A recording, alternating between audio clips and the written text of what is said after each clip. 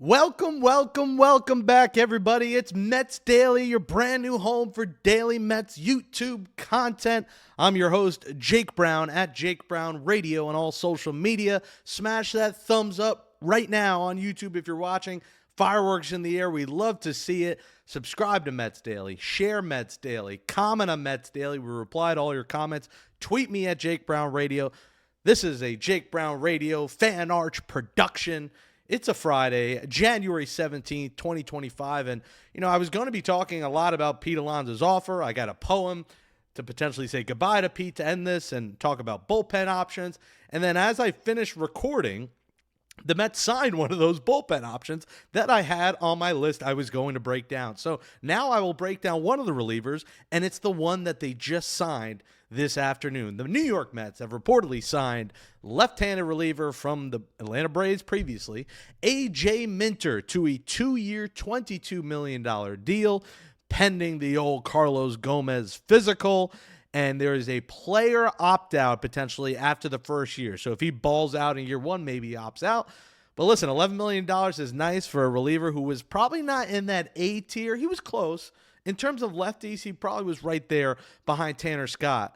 But a solid deal here for the Mets. 2 years, $22 million, $11 million AAV. They add a much-needed left-hand reliever. All they had in that bullpen on the left-hand side for now was Danny Young. And while Danny Young was lightning in a bottle and kind of came out of nowhere, he wasn't exactly the murderer's row left-hander that the Mets kind of needed for this bullpen. And now they get it in A.J. Minter. And I absolutely love the signing. I still think they're going to be in the market for potentially another reliever, but this is a good start. Now, do they get a lefty? Does that mean they're out on Tanner Scott? Maybe. They may look at Tanner Scott as you got the best year you could at him. He might not replicate that, so maybe now they go to the right side. But let's break down A.J. Minter. This is a guy with a 3.28 career ERA. What I think is important about A.J. Minter, World Series champion. Spent his entire career with the Braves, so he knows the NL East very well. Career ERA is solid. He won that World Series. And look at his stats last year. 2.62 ERA, 34 1/3 innings pitched, 35 strikeouts, so about a strikeout an inning.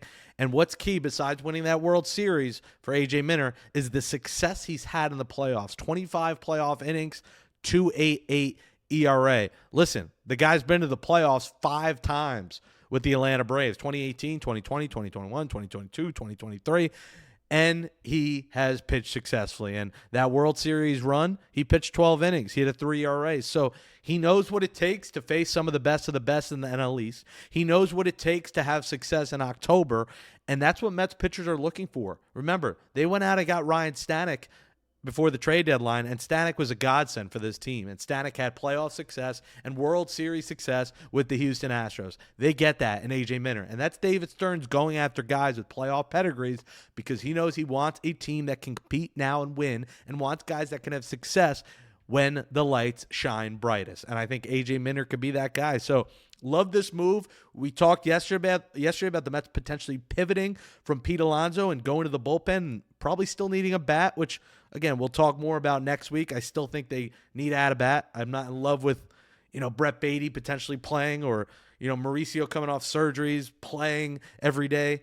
So we'll talk about that down the road. But for now, they go out and get a reliever. This bullpen desperately needed help. They got one. They still need another. They need more help for Edwin Diaz. They need help for Jose Budo, Danny Young. So I think a righty could be next. Kirby Yates is still out there. Do they go for David Robertson? He's 40, but still seems to have something left in the tank. Do they go after a farmer from the Reds? We'll see where the Mets go here, but I'm a fan of this deal. A.J. Minter to the Mets, 2 years, $22 million. He's got a chance to player opt-out after year one. They get the reliever, and now they can continue to pivot. And the pivot, as we keep talking about, is Pete Alonso. And after we recorded yesterday, the numbers came out of what it was that the Mets reportedly offered. And the report said the Mets offered Alonso 3 years and around $70 million. The number said 68 to 70, maybe a little bit higher. A chance for opt-outs, a chance for it to get more if he stayed in. So it came out to around $23, $24 million a year for Pete Alonso. And, a lot of people looked at this and called, I saw tweets, cheapo Stearns, and the Mets cheaped their homegrown guy.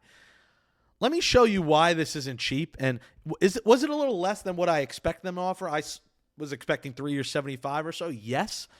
But let's look at it in reality. Let's enter reality and get out of La La Land with Ryan Gosling, whoever was in that movie. Let's take a look.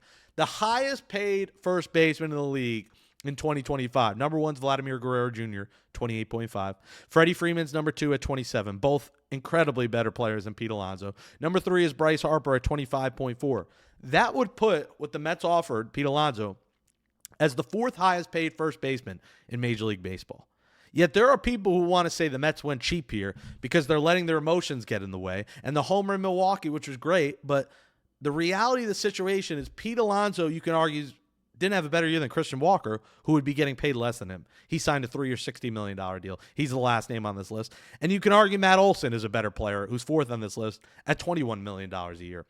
So, you take a look at this list and you tell me if Pete Alonso is better than any of those players.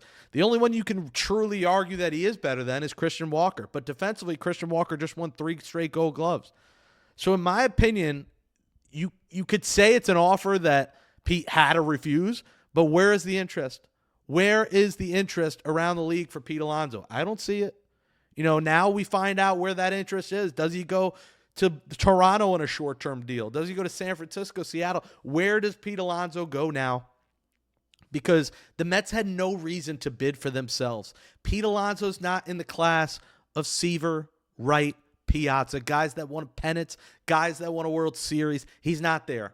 And while he had an incredible Mets career, it's a what have you done lately for me league. And you can look as much as you want at the home run 2019, the years prior. Last year, he stunk it up. He was one of the least clutch players on the team. And outside of the homer in Milwaukee, he was the last guy you wanted up in a big spot.